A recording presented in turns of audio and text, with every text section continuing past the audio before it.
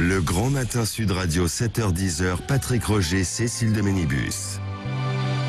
Il est 8h18, le petit déjeuner politique ce matin. C'est Aymeric Caron, fondateur de la Révolution écologique pour le vivant, membre de l'Union populaire et candidat aux législatives. Bonjour Aymeric Caron. Bonjour Patrick Roger. Vous confirmez ce matin votre candidature donc aux législatives dans le 18e arrondissement de Paris sous la bannière de la nouvelle Union populaire, emmenée par les Insoumis et Jean-Luc Mélenchon. Pourquoi vous vous engagez alors en politique cette fois-ci carrément quoi? Je crois que c'est la continuité d'un parcours finalement, puisque j'étais journaliste, je suis devenu journaliste engagé sur un certain nombre de sujets, que ce soit la défense du vivant, les droits des animaux, la lutte contre l'extrême droite. J'ai eu l'occasion de porter cet engagement sur des plateaux, dans des livres aussi, j'ai effectivement fondé un parti il y a 4 ans, donc il y avait quand même déjà chez moi la volonté de participer quand même au débat politique de manière plus active encore que je ne pouvais le faire précédemment. Et il y a eu cette opportunité lorsqu'il nous est apparu absolument logique de travailler avec la France Insoumise au sein de l'Union populaire. Il y a déjà plusieurs mois, nous. Vous étiez venu déjà le raconter pour soutenir ici, Jean-Luc Mélenchon, bien évidemment. Et à ce moment-là, l'opportunité s'est présentée pour que je m'implique vraiment dans ces élections législatives. Et j'ai considéré que c'était un moyen vraiment légitime de continuer mes combats. Bah oui, mais si vous êtes élu, vous n'aurez peut-être plus votre liberté de parole, notamment chez les Insoumis.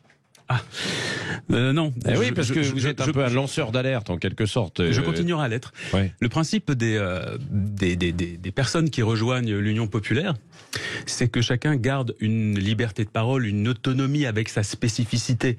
Par exemple. Ça, vous êtes sûr, ça? Ah ben, j'en suis sûr parce que l'engagement. Oui, j'ai déjà expérimenté puisque nous sommes déjà alliés. Parce qu'on a l'impression que chez les Insoumis, c'est pas si évident la liberté de parole. Il y en a certains qui sont partis. Thomas Guénolé, par exemple, il y était. Oui, alors vous allez trouver dans toutes les formations politiques des gens qui passent et puis qui s'en vont et puis qui gardent des rancœurs avec l'équipe qu'ils ont côtoyée. Ça arrive absolument partout. Mais je pense que je peux témoigner du fait que ça ne se passe pas comme ça. D'accord. Puisque notre formation, par exemple, est une formation d'écologie radicale, la REV, la Révolution écologique pour le vivant, dans laquelle on a un certain nombre de propositions qui sont très radicales sur un certain nombre de sujets. Je vous en donner une, par exemple, qui est l'abolition des élevages. Nous, on est pour la fin de la viande. Mais c'est un objectif qu'on se fixe à plusieurs décennies. En rejoignant l'Union populaire, nous avons été acceptés avec nos spécificités. Simplement, nous sommes tombés d'accord sur un programme qui est le programme de l'avenir en commun, qui est le programme qui est discuté aujourd'hui par les nouveaux partenaires de l'Union populaire. Et chacun ensuite a le droit d'avancer un certain nombre d'idées pour faire évoluer au fil des ans ce programme. Ouais. Pourquoi vous n'êtes pas allé chez Europe Écologie Les Verts d'ailleurs? Je n'y suis pas allé, nous n'y sommes pas allés avec mon mouvement. Ouais.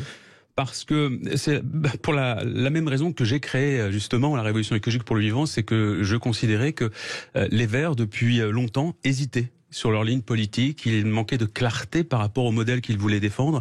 Pour moi, il y a une seule écologie qui est possible aujourd'hui, c'est une écologie radicale, une écologie de rupture avec le système, une écologie antilibérale. Et les Verts n'étaient pas forcément très clairs sur cette question jusqu'à présent. D'un mot quand même aussi sur votre candidature dans le 18e arrondissement de Paris. Alors pourquoi cet arrondissement? Est-ce que vous ne vous sentez pas aussi comme parachuté là-bas? Parce que non, mais c'est vrai, il y a certains candidats qui vont se retrouver obligés d'abandonner leur campagne au nom de cette alliance à gauche. Qu'est-ce que vous appelez un parachutage? Paris, c'est une ville que je connais très bien. Évidemment, c'est parce que vous dites que au moment où nous parlons, je n'habite pas précisément dans cet arrondissement. J'habite à quelques kilomètres de là. C'est un arrondissement que je connais très bien. J'y ai travaillé. C'est un arrondissement qui me plaît énormément parce que là-bas, il y a une sociologie qui m'intéresse entre la question sociale, la question écologique, qui sont toutes les deux très très fortes là-bas. Il m'a semblé que c'était vraiment un très bon endroit pour porter mes combats. Bon, on va voir. Alors vos combats, les animaux, vous en avez parlé dans un instant, mais il y a aussi votre proposition qui fait déjà beaucoup causer, c'est de permis de voter. Alors ça ressemblerait à quoi? Alors je vais vous dire, c'est pas du tout ma proposition. On est aujourd'hui en 2022. Oui. C'est votre proposition, vous la relayez. Oui, mais c'est pas ma proposition de candidat à la députation, pas du tout. Moi, je vais être très clair, ce n'est pas du tout une mesure que je porte dans le cadre de l'alliance que j'ai rejointe. Cette mesure, effectivement, dont on parle depuis hier, parce que depuis l'annonce de ma candidature, et je pense qu'on va avoir un certain nombre d'événements comme celui-ci. Certains adversaires ont extirpé un petit bout d'une vidéo, d'une interview que j'ai donnée il y a 5 ans, pour faire croire que ce que je disais il y a 5 ans serait la présentation de mon programme d'aujourd'hui. Pas du tout. Le permis de voter, c'est une mesure que j'avais présentée dans un livre que j'ai écrit, qui s'appelle Utopia 21. qui était la suite, le préquel en quelque sorte du Utopia de Thomas More. Vous savez, ce grand livre d'utopie politique qui a été écrit il y a 5 siècles. Et donc, c'est un livre dans lequel je faisais un certain nombre de propositions parmi les plus iconoclastes pour proposer des nouveaux modèles de société. Et cette proposition de permis de voter, en réalité, ça n'était jamais que, le constat que ce permis de voter, il existe déjà. Vous le savez. C'est-à-dire c'est la majorité. Oui, bien sûr. Non, bien sûr. Il est aujourd'hui à l'œuvre. Simplement, il y a un seul critère qui le détermine, c'est l'âge. Mais pourquoi le législateur a-t-il instauré ce critère de l'âge, à votre avis ? Pourquoi on ne vote pas à 8 ans, à 9 ans, à 10 ans ? Parce que, évidemment, on n'a pas les capacités, on est un peu irresponsable, en fait. Voilà, vous avez résumé. Simplement, le législateur considère qu'il faut faire preuve d'un minimum de raison, qu'il faut avoir accumulé un certain nombre d'acquis culturels pour être c'est de l'expérience, quand même, aussi, un enfant de 10 ans pour conduire sur une éducation. Le permis de voter, je le répète, est aujourd'hui en action. Ce que je disais simplement, c'est que le critère était trop limitatif et qu'il faudrait un jour revoir ces critères. Je ne disais absolument rien d'autre que cela. Bon, donc là, pour l'instant, vous laissez de côté. Oui, mais bien sûr. Vous laissez de côté. Mais non, mais parce que cette idée, je vous ai vu plusieurs fois, vous l'avez évoqué. Vous l'avez évoqué quand vous étiez venu ici. Complètement. Je pense qu'un jour cette idée devra être à nouveau mise sur la table. Ce n'est pas du tout le sujet du jour, mais je vais vous dire quelque chose justement, Patrick, qui fait que ça va rebondir ce que vous me disiez à l'instant. Sur l'ouverture justement qui existe aujourd'hui dans l'Union populaire. Cette idée, elle figure dans le programme de la Révolution écologique pour le vivant. Et pourtant, nous sommes dans l'Union populaire. Ça fait partie justement de la capacité de l'Union populaire d'accepter des gens qui sont d'accord avec l'idée de la France insoumise à 80, 85, 90%, et qui considèrent que c'est pas grave si nous avons des différences sur 10%, puisqu'elles ne sont pas aujourd'hui sur la table. L'important aujourd'hui, vous l'avez bien compris, Patrick Roger, vous avez vu le moment historique que nous vivons aujourd'hui pour la réunion des forces de gauche et de l'écologie, c'est que chacun puisse mettre de côté des différences qui sont mineures aujourd'hui pour nous concentrer sur l'essentiel, à savoir la mise en place d'un nouveau modèle politique, économique et démocratique. Et ça pourra en faire partie, quoi, ce permis de voter. Non, mais à terme. Pas du tout. Pas du tout à terme. Non, vous voulez pas défendre cette idée, mais si vous êtes élu à l'Assemblée nationale, est-ce que vous défendrez, en fait, une telle proposition? Non. D'accord. Non, vous comprenez le principe vous comprenez le principe d'une union, Patrick Roger? Oui, bien sûr. C'est quoi le principe d'une union? C'est que quand on réunit différents partis politiques autour d'une plateforme, eh bien, c'est que les différentes composantes de cette union acceptent de mettre de côté des idées qui ne sont pas partagés par les autres. Et voilà, et c'est le cas de cette idée. Bon, en tout cas, voilà, donc vous la laissez de côté, c'est ce que vous dites ce matin. C'est pas du tout un sujet. C'est pas un sujet, en fait, aujourd'hui. Bon, très bien. De la même manière, et je rassure nos éditeurs, parce que des bêtises, je crois que je vais en lire et je vais en entendre un certain nombre dans les semaines qui viennent. Forcément, ça va vous suivre, ça va vous coller. Quand vous engagez en politique, vous savez que je ne mange pas de viande. Vous êtes au courant? Oui, je crois que les gens le savent à peu près. Alors, je rassure les habitants de la 18e circonscription de Paris, je n'interdirai pas les boucheries. Alors, je ne fermerai pas non plus. C'était la question, évidemment, que j'allais vous poser, parce que vous allez aller voir les commerçants, vous allez aller voir en fait les commerçants dans leurs magasins, mais également sur les marchés. Et qu'est-ce que vous allez leur dire quand vous allez voir les étals en fait de viande, les poissons, etc. Qu'est-ce que vous allez leur dire? Eh bien, c'est très simple. Effectivement, je pense qu'un jour viendra un moment dans notre société où nous ne mangerons plus de viande. Et je l'espère. Et ce sera peut-être dans 50, 100 ans. Aujourd'hui, on a une urgence pour les 5 et 10 années qui viennent. C'est déjà de se débarrasser des élevages industriels. Et ça, c'est dans le programme de la REV de toute façon. Notre idée d'abolition de la viande, c'est quelque chose qui doit passer par un certain nombre d'étapes. Et donc, l'urgence, et ça c'est ce qui est porté par l'Union populaire, c'est de fermer les fermes-usines. C'est pour que les gens puissent manger correctement, qu'on en arrête avec ces endroits où les animaux sont maltraités, où la viande produite est de mauvaise qualité. C'est que vous avez vu la nouvelle crise de mais qu'est-ce que vous répondrez à ceux... Non mais attendez, qu'est-ce que vous répondrez... Non mais Émeric Caron, attendez, je fais les questions quand même. Si je peux poser une question, vous me le dites. Vous avez été journaliste, donc vous savez effectivement comment se mènent les interviews. Non mais là, attendez, je vous ai pas... Réduction des protéines animales, par exemple. Ça aussi, c'est dans le programme de l'Union populaire. Pourquoi? Parce que ce sont les recommandations des scientifiques aujourd'hui, que nous mangions moins de viande pour la planète. Et qu'est-ce que vous allez répondre à ceux qui, évidemment, sont menacés par des famines, justement, aujourd'hui? Il y a des menaces, en fait, de famine, et qui réclament, justement, un bout de viande pour pouvoir manger. Non. Ceux qui sont menacés par des famines, est-ce que vous parlez des populations en Afrique, en fait, par exemple? Oui, bien sûr, et puis il y en a beaucoup d'autres, on peut parler de la malbouffe, du mal manger. Moi, je dis que, par exemple, dans le programme de l'Union populaire, on va proposer... C'est pas un problème, en fait, de bourgeois, ça. Justement, la malbouffe. Quand justement... Vous plaisantez, vous savez qu'aujourd'hui, il y a des familles, question, moi. il y a des familles dans les classes populaires qui n'arrivent pas à se nourrir correctement parce que c'est beaucoup trop cher. Et on n'est pas sur une histoire de viande, pas de viande. Le débat n'est pas là du tout. Ouais. Dans le programme d'Union populaire, il y a par exemple la gratuité des cantines pour éviter justement le fait qu'il y ait des enfants qui soient obligés de sauter des repas parce que leur famille ne peut pas leur offrir. Et c'est vraiment une caricature absolue que de considérer que la question des famines est liée à la consommation de viande. Oui. C'est même l'inverse. Vous savez que pour lutter contre les famines dans le monde, justement, puisque les animaux consomment énormément de protéines végétales, ça prend énormément de terres agricoles pour nourrir ces animaux, alors qu'on ferait mieux aujourd'hui utiliser ces terres agricoles à à cultiver des protéines végétales qui sont directement destinées aux humains. Ça nous ferait gagner beaucoup de terres et beaucoup de ressources. Vous l'avez dit là, tout à l'heure, Aymeric Caron, la seule écologie possible, c'est l'écologie radicale. Hein, vous le répétez en boucle. En 2 mots, c'est quoi l'écologie radicale alors ?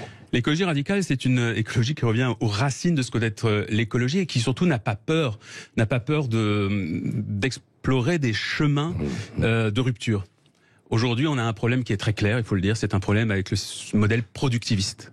On produit beaucoup trop, c'est ce qui fait et on consomme beaucoup trop, de fait, et ce qui explique dans certains pays, hein, pas partout, hein, en fait. Encore une fois, on peut toujours le répéter, mais bon, vous savez, si tous les habitants, oui, bien sûr, bien évidemment, si vous allez effectivement, je parlais de l'Afrique à l'instant, dans certains pays d'Afrique, c'est pas ceux-là qui sont aujourd'hui en cause. On est bien d'accord, hein, Patrick, ça, mais les pays occidentaux. C'est bien là où il faut une écologie de rupture. Vous savez que si tous les habitants de la planète vivaient comme des Français, il nous faudrait 3 planètes aujourd'hui. Si c'était comme les Américains, il nous faudrait 5 planètes. Donc aujourd'hui, il faut qu'on revoie totalement nos modes de consommation et de production. Donc cette idée que notre économie est basée uniquement sur la croissance, la production, c'est une idée qu'il faut aujourd'hui jeter aux oubliettes. Il faut revoir complètement ces modes de fonctionnement. Alors c'est quoi de façon très concrète ? On l'a compris sur la viande, sur l'alimentation, mais après, par exemple, sur le droit de voyager à l'étranger, prendre l'avion, tout ça, il faudra l'interdire. C'est ce que vous allez proposer. En fait, il faut. Non, simplement chacun va devoir. Vous êtes radical, faut savoir. Oui, mais la radicalité, c'est pas l'extrémisme. Ah bon ? Non, c'est 2 choses complètement différentes. D'accord. L'extrémisme, c'est lorsque on a une idée fixe et qu'on veut l'imposer à tout prix sans regarder le contexte et les conséquences de ses actes. Ouais. La radicalité, c'est simplement une fidélité à une idée et essayer de la mettre en place de manière pragmatique. Donc là, en l'occurrence, bien sûr qu'il va falloir faire attention aujourd'hui à nos déplacements. Oui, il y a des modèles qu'il va falloir oublier. Par exemple, les modèles où on prend des vacances à 350 € pour aller, je sais pas moi, dans un pays chaud, où on a donc une pollution extrême qui est engendrée par le voyage. Ensuite, une maltraitance des personnels sur place qui sont extrêmement mal payés, qui travaillent dans des conditions indignes, juste pour que nous on profite pendant. Donc, si vous êtes 7 jours d'un transat, vous allez vous battre pour interdire ça, alors quoi ? Je me battrai pour une forme de sobriété qui fera que chacun d'entre nous sera amené à réfléchir sur le fait de savoir s'il est oui ou non valide de prendre l'avion pour aller à tel endroit ou pas. Je vais me battre pour qu'il y ait beaucoup plus de moyens alternatifs à l'avion, évidemment, développer les trains beaucoup plus, etc., etc. Me battre pour que les petites lignes ferroviaires ne ferment pas, et ainsi de suite. Même si ça consomme aussi un peu, évidemment. L'idée de l'écologie radicale n'est pas qu'on reste chez soi, qu'on ne bouge plus, qu'on reste dans une bulle. Dans cet accord en fait de l'Union populaire, il y a notamment le point du nucléaire qui a été en fait une discussion un peu difficile, notamment avec les socialistes et puis avec le Parti communiste. Vous, votre position, justement ? Ma position est très claire. Je suis évidemment pour la suppression totale du nucléaire et pour que nous passions à du 100% énergie renouvelable le plus rapidement possible. Là, le calendrier est sur 2050. Mais bien évidemment, c'est la seule solution. Le nucléaire nous pose énormément de problèmes. Il y a le problème... Aujourd'hui, il nous sauve quand même, hein. Non, il nous sauve de quoi ? Vous parlez en raison de la crise énergétique, l'ensemble en fait de la guerre en Ukraine. Bien sûr. Oui, enfin ça c'est... Il nous sauve... D'accord. Je ne sais pas s'il nous sauve. Simplement qu'aujourd'hui, nous sommes prisonniers d'un modèle qui a été décidé dans les années 70. Et c'est bien là toute la difficulté pour la France. C'est d'avoir le courage politique d'enclencher un nouveau modèle au moment où, comme vous le savez, on l'a beaucoup répété ces dernières années, nos centrales arrivent en fin de vie et où il faut faire des choix. Et aujourd'hui, faire le choix d'en construire de nouvelles, comme c'est le cas, par exemple, de ce que souhaite Monsieur Macron, est une idée extrêmement mauvaise. Puisque on a aujourd'hui beaucoup de problèmes sur le nucléaire, problèmes de sécurité. Vous savez qu'il y a beaucoup de problèmes sur les centrales en France. Ça a été dénoncé très récemment par un cadre d'EDF. On a un problème sur les déchets nucléaires qu'on ne sait toujours pas traiter aujourd'hui. Et tout ça, ce sont des risques qu'on ne peut plus prendre. Deux dernières questions rapides, Aymeric Caron. Laurent Ruquier, c'est une bonne école pour devenir politique après Zemmour, c'est vous, aujourd'hui ? Merci de la comparaison. Non, je pense qu'il faut pas le voir que ça. Non, mais je souris, Patrick Roger. Ça veut dire que chez Ruquier, il y avait donc effectivement des antithèses totales, puisque s'il y a Ruquier d'un côté, qu'il y a moi de l'autre, et que je suis... Non, mais ça vous a formé s'il y avait Zemmour, à argumenter, à développer, non? C'est peut-être plutôt que nous avions été choisis à l'époque, parce que sans doute Laurent Ruquier avait décelé en nous une appétence pour la chose politique. Oui. Et puis, dernier mot, l'Assemblée, si vous êtes élu, ce sont des tenues vestimentaires quand même assez réglementaires. Est-ce que vous allez renoncer à vos chemises à carreaux, par exemple? Là, vous ne l'avez pas ce matin. Vous mettrez la cravate? Non, je comprends. C'est pas obligatoire. Elle est plus obligatoire, c'est terminé. Non, j'ai jamais été un adepte de la cravate, je ne la mettrai pas. Enfin, je ne pense pas. Enfin, je me suis pas posé cette question. Pour moi, tout ça est très anecdotique. Bon, oui, bien sûr, mais ça fait. J'aime que les gens, vous savez, je n'aime pas la police du vêtement. J'aime que chacun puisse s'habiller comme il veut. Oui. Merci, Aymeric Caron était l'invité. Merci à vous. Ce matin de Sud Radio.